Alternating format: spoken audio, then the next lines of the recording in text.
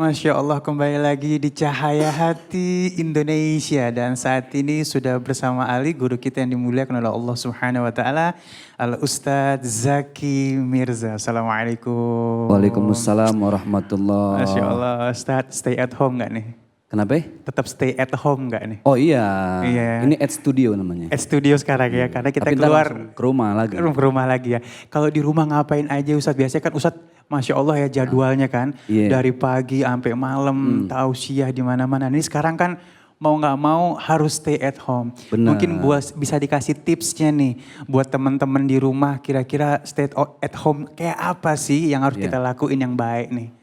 Baik, bismillahirrahmanirrahim. Karena tadi Bang Ali udah nanya, saya ngapain aja gitu ya. Di rumah. Secara kan sekarang jadwal ceramah karena lebih Iya. banyak arahan di rumah aja. Ya mau gak mau Ustadz, Kiai, termasuk mungkin Bang Ali juga di rumah aja Sama, kali ya. iya. Saya sekarang alhamdulillah dagang online jadinya. Oh, Iya. apa itu guru dagangan itu? Ya saya punya buku Masya alhamdulillah. Allah, ada tuh berkah baju koko, mudah-mudahan ya. Gitu. Oh yang judulnya Setengah Ustadz. Manusia Setengah Ustadz. Iya, itu udah diganti. Oh diganti? Tadinya Ustadz setengah manusia. Ustadz setengah. Pokoknya kita kerjain yang barokah di rumah ya. Tetap stay at home. Nah baik guru nih emang tema kita masih tidak jauh dari sabar nih guru nih. Baik.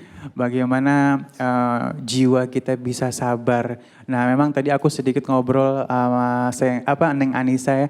Kalau misalnya para alim, para ulama ngomongin isbir, sabar, langsung nancep di hati. Ya, Benar. beda sama orang, sabar, beda gitu kayaknya. Betul. Nah ini mungkin guru bisa nerangin tentang hal ini silakan. Baik.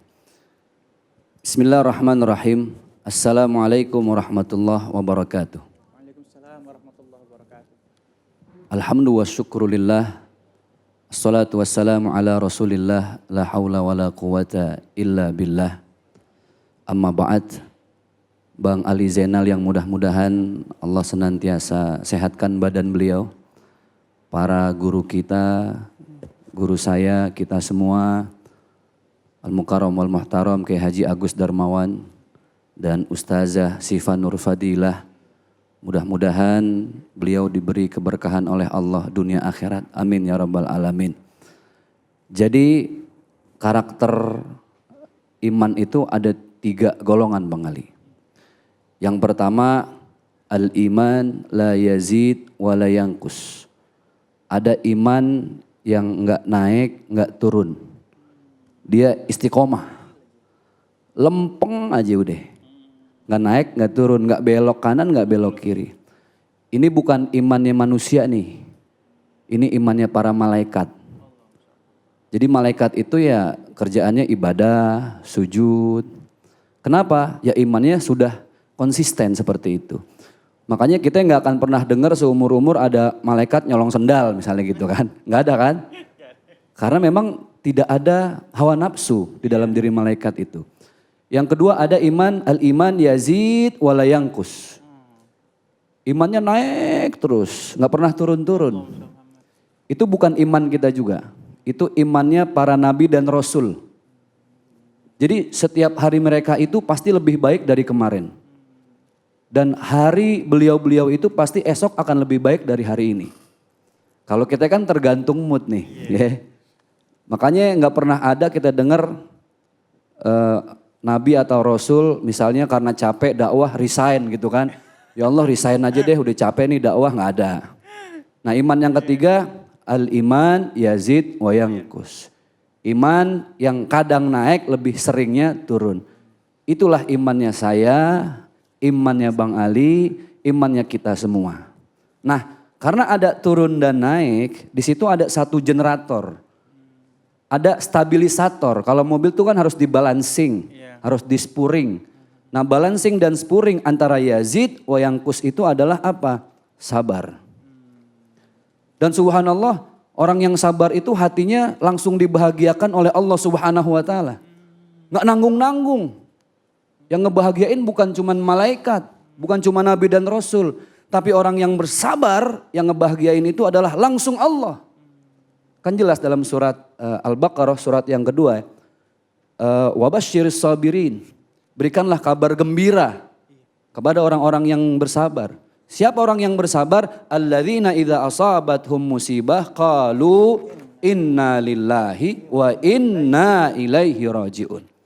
Orang yang bersabar itu pas dia lagi kena banjir, tanah longsor, tsunami, apalagi sekarang wabah virus corona. Ketika dia ditimpa musibah, dia berusaha sekuat mungkin untuk menganggap bahwa musibah itu adalah hadiah. Karena yakinlah, di setiap ujian ada hadiah, di setiap musibah ada anugerah. Dan subhanallah, bagaimana orang yang berusaha untuk menganggap musibah itu sebagai anugerah, prinsip hidupnya apa tadi? Inna lillahi wa inna ilaihi rajiun. Kita ini milik Allah, suatu saat pun akan kembali kepada Allah. Seganteng-gantengnya Bang Ali nih sekarang ya, subhanallah. Suatu saat juga bakal balik ke Allah, baliknya ke tanah lagi. Maka disitulah kita perlu sabar. Dan sabar ini Bang Ali berat ya. As-sabru kas-sabri murrun fi madaqatihi, lakinna awaqibahu ahla minal asal. Sabar itu pahitnya lebih pahit dari jamu. Ya Allah. Bener gak Bang Ali? Benar. Tapi hasilnya manisnya lebih manis dari madu. Allahu Akbar.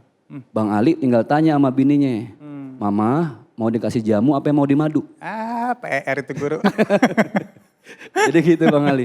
Iya. Ya Allah Karim. Nah, jiwa-jiwa yang sabar ini subhanallah. Kita lihat bagaimana kisah baginda Rasulullah sallallahu alaihi wasallam. Rasulullah karena badan semakin melemah karena usia ya. Di umur 63 tahun. Beliau udah sering demam. Setelah sholat isya berjamaah, tiba-tiba beliau diri di hadapan para sahabat. Apa kata Rasulullah? Wahai sahabat, seandainya aku pernah punya salah, disengaja atau tidak sengaja, maka saat ini aku meminta maaf kepada kalian semua. Barangkali di antara kalian masih ada yang belum ikhlas dengan kesalahan yang aku perbuat. Seorang Rasulullah Bang Ali, dengan begitu sabar dan hati yang begitu luas meminta maaf kepada para sahabat. Saat itu sahabat semua menunduk. Sebagian matanya sudah mulai merah. Sedih, merasa bahwa inilah akhir dari pertemuan para sahabat dengan baginda Rasulullah sallallahu alaihi wasallam. Tidak ada satu pun yang mengangkat tangan. Karena semua merasa ikhlas. Semua merasa redo dengan keseharian baginda Rasulullah yang begitu mulia. Lisannya yang jujur. Akhlaknya yang subhanallah. Tiba-tiba di belakang Bang Ali. Ada yang nunjuk satu orang. Namanya Ukasah. Apa kata Ukasah? Ya Rasulullah. Ingat gak ya Rasul? Sambil diri dan nunjuk. Dulu ya Rasulullah. Engkau ini ketika perang pernah engkau memecut kuda. Tapi tidak sengaja pecut itu kena punggung. Badan bagian belakangku. Ya Rasulullah, karena engkau yang berbicara di hadapan kami semua. Adakah di antara kami yang belum memaafkan kesalahan engkau? Aku ya Rasulullah. Orang yang selama ini ingin engkau meminta maaf padaku. Pemirsa, tahukah Anda saat itu siapa orang yang paling emosi? Mendengar Ukasah justru tidak tahu diri di saat semua sahabat sedang bersedih. Menatap Rasulullah dengan suara yang sudah melemah. Yang paling emosi adalah Umar bin Khattab. Mantan preman, singa padang pasir, sahabat Rasulullah. Rasulullah mengatakan apa? Ukasah, kalau memang itu benar yang pernah engkau lakukan. Lalu bagaimana agar engkau memaafkan kesalahanku? Apa kata Ukasah? Engkau pernah memecut tubuhku, maka hari ini izinkan aku untuk memecut juga punggungmu. Allahu Akbar. Bilal bin Rabah sedih meneteskan air mata. Bilal bin Rabah mengatakan apa? Wahai Ukasah, biar aku yang pasang badan untuk Rasulullah. Biar engkau pecat punggungku.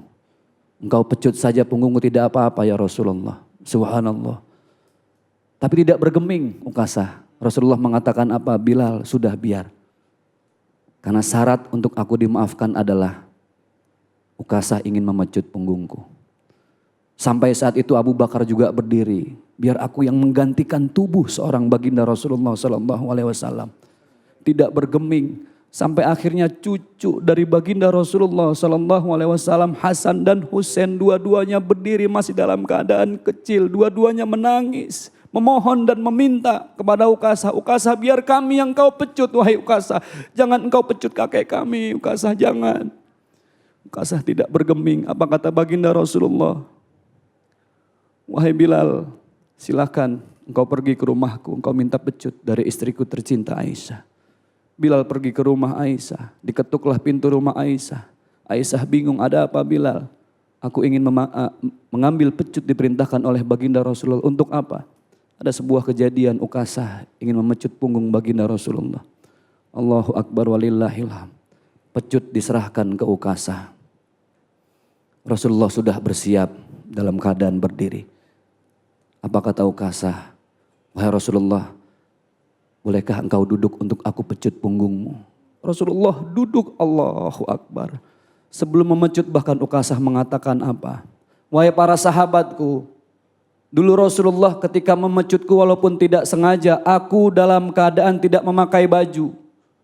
Maka sekarang ya Rasul, aku meminta engkau lepas bajumu ya Rasulullah. Aku ingin pecut punggungmu. Allahu Akbar. Semua sahabat menangis, meneteskan air mata. Rasulullah dengan begitu ikhlas membuka bajunya. Subhanallah, ketika Rasulullah membuka bajunya, semerbak wangi keluar dari tubuh Rasulullah. Seisi masjid menghirup wanginya tubuh baginda Rasulullah SAW. Ukasah mengangkat pecut ketika sudah siap. Subhanallah, Rasulullah menangis terseduh-seduh karena ingin dipecut. Hasan dan Husain sudah tidak terbendung lagi air matanya. Tiba-tiba pecut itu dilepas oleh Ukasah. Lalu badan Rasulullah, punggungnya dipeluk dari belakang oleh Ukasah. Ya Rasulullah, jangan pernah tinggalkan kami. Diciumi itu bagian leher baginda Rasulullah SAW. Ukasah menangis di pelukan baginda Rasulullah. Semua sahabat pun ikut menangis, ya Allah ya Karim. Seorang Rasulullah begitu sabar menghadapi hidup. Sampai pun di ujung hayatnya Rasulullah masih bersabar. Pemirsa, saudara-saudaraku semua dimanapun Anda berada. Betapa saya yakin wabah yang dititipkan oleh Allah kepada kita semua sekarang. Allah ingin menguji kesabaran kita. Bagi kita yang sabar, pasti Allah menggembirakan semua hamba-hambanya. Jangan pernah putus asa. Pasti Allah punya sesuatu di balik ini semua. Virus corona saya yakin adalah makhluk Tuhan yang kecil. Tidak kelihatan oleh mata kepala kita. Tapi yakinlah, kalau makhluk Tuhan yang kecil ini sedang menasehati mata hati kita semua. Kita selama ini yang pejabat mungkin banyak mengambil hak orang lain.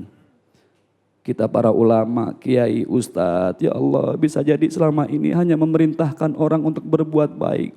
Tapi kita belum bisa memperbaiki diri sendiri. Selama ini para pengusaha mungkin lupa dengan zakatnya, dengan sedekahnya.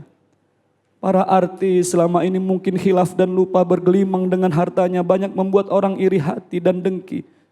Karena tidak selamanya justru orang yang iri itu berdosa. Bisa jadi kita yang membuat iri orang lain, disitulah letak dosanya. Virus corona mengajak kita semua apapun profesinya untuk saling berintrospeksi. Sabar, sabar. Karena betapa saya yakin di balik kesabaran Allah punya kado yang terindah buat kita semua. Pemirsa yang berbahagia, pemirsa Cahaya Hati iNews, mari di setiap luang waktu kita di rumah, kita belai rambut anak-anak kita.